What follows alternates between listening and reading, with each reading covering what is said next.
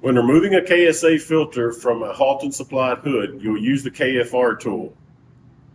You'll simply insert the KFR tool into the KSA filter grooves. You will pick up, pull back, and then take the top of the filter and pull down, pull out of the hood. When installing the filter back in, you will do the opposite. Take the bottom of the filter, slide into the hood, take it up, make sure you get your bottom and top grooves in, and push down. When removing a Halton KSA filter without the KFR tool, you'll simply use the handles on the filters.